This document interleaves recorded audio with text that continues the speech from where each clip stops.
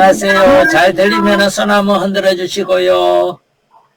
제 모습도 잘 들리세요. 활짝 한번 웃어보세요. 네. 웃으면 복이 와요.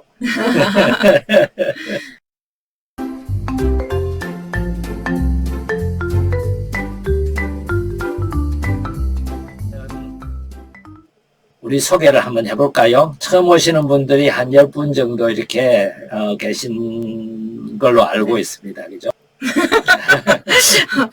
네, 안녕하세요. 저는 에코행보연구소 소장 김연진 율리아입니다. 저희가 강의만 하는 게 아니라 이렇게 마음과 마음이 연결되고 주고받는 프로그램을 하다 보니까 이 인터넷 강의가 여러분들 화면을 또 끄신 분도 계시고 켜신 분도 계시고 또 뭐 이렇게 하니까 이 화면과 연결감이 저희가 좀 약해서 좀 신나게 강의를 하기 위해서 좀 새로운 시도를 하는 거니까 좀 한번 어떤지 경험해 보시기 바라고요.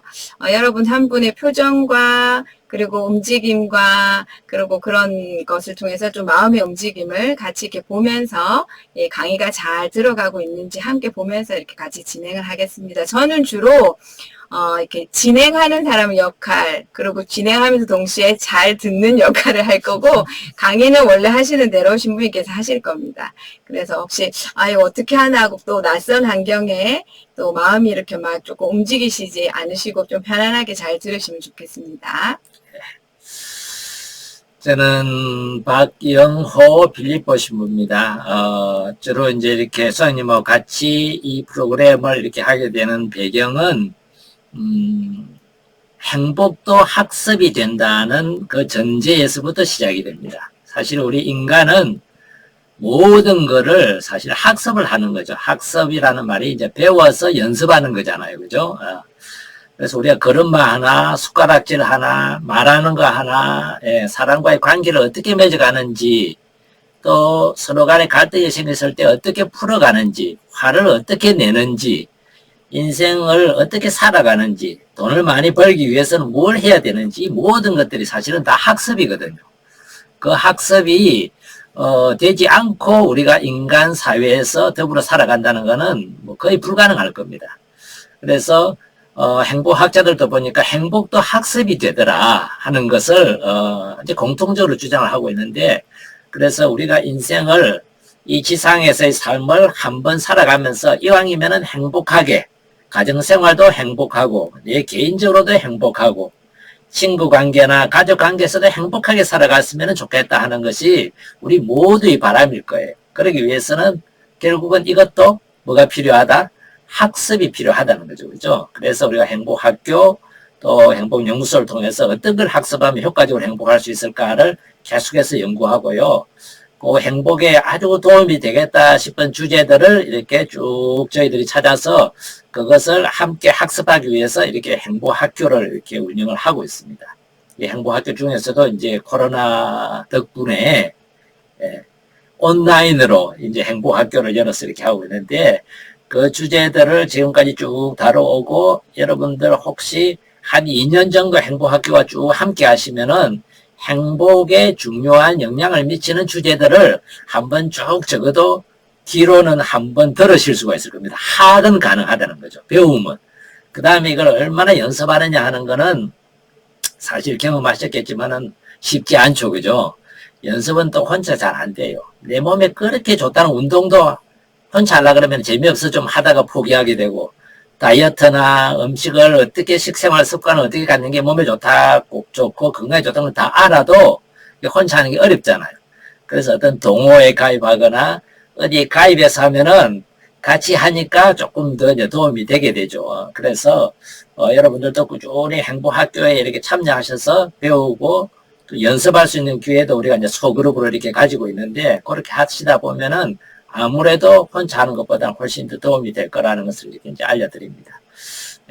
이렇게 서론이 길어지면은 이제 우리가 막상 해야 될 시간이 작아서 이제 본론으로 들어가도록 이렇게 하겠습니다. 네. 7월 한 달에는 우리가 1월부터 사실 다루어오는 게 이제 주로 화, 분노, 우리 안에 있는 그런 감정들을 좀 다루었고, 그 다음에 다루는 것이 화, 분노가 우리 마음 안에 완전히 사라지지 않고 해소되지 않고 남아있게 만드는 찌꺼기들을 우리는 이제 상처 뭐 이렇게 이제 표현을 합니다.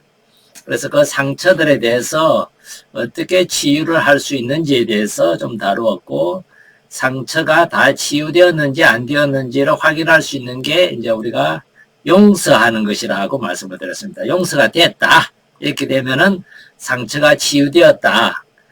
기억에서 사라지는 것이 상처 치유가 아니라, 기억은 생생히 나더라도 그걸로 인해서 내 감정이 흔들리지 않고, 그때 상처받았을 때의 그 감정, 그때 막 억울했다든지 기분이 나빠든지, 그때 또 생각만 할수록 분하다든지 화가 난다든지 이러면은 이제 상처가 치유가 안 됐고, 안 됐다는 말은 다르게 표현하면 용서가 안 됐다는 그런 얘기들을 이렇게 이제 쭉 해왔는데, 이런 화나 상처나 용서나 이런 것들에 대해서 주로 대부분 우리가 경험하는 것이 어디냐 하면은 사실은 이제 가정이죠.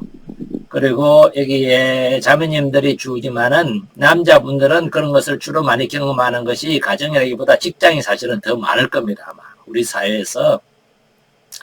그래서 남자분들은 직장 생활에서, 자매님들은 또 직장 생활 하시는 분들도 계시겠지만은 가정에서 우리 삶의 대부분들을 이제 보내게 되다 보니까 가정이나 직장에서 행복함을 느끼지 못한다면은 우리 인생이 행복하기가 상당히 이제 어려워지겠다. 이렇게 추측을 해볼 수가 있겠죠. 그죠? 그래서 가정의 행복이나 또는 내 일터에서의 행복을 갖고 가기 위해서 어디에 살든 우리가 행복하게 살아갈 수 있는 그 힘을 키우는 것이 이제 중요하다는 걸 말씀을 그때 드렸습니다. 사실 여기 오시는 분들은 지금까지 인생의 긴 여정을 산전수전 다 겪으시면서 이제 살아오셨는데, 그 안에는 그 산전수전을 겪으면서 그 안에는 참 많은 경험들, 경륜들, 또 이렇게 하니까 문제나 어려움들이 좀 해결이 되더라 하는 그런 어떤 뭐라 그럴까 지혜들 이런 것들도 있으실 겁니다. 그런 거를 다 모아서 다 동원해서 이번 7월 한 달은 가정에서 일어나는 갈등을 어떻게 좀 풀어가 볼까, 같이 한번 고민해보고 또 같이 공부해보고, 그래서 같이 해결책을 찾아가는 그런 시간을 이렇게 이제 갖도록 이렇게 해보겠습니다.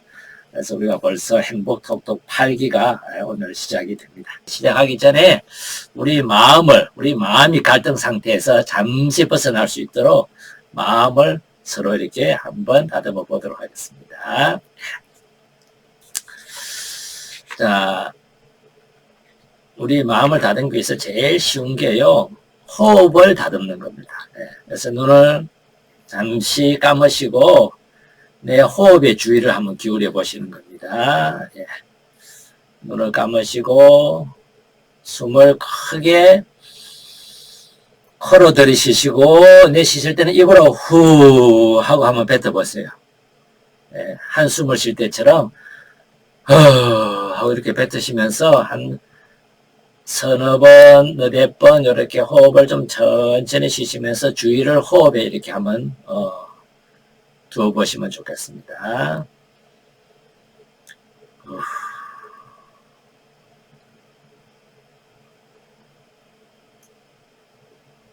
천천히 숨을 쉬시면서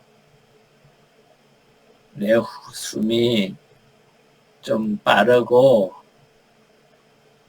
좀 얕은 숨을 쉰다면은 의도적으로 좀 천천히 깊은 숨을 쉬도록 자신의 호흡을 이렇게 자기가 조절을 해봅니다.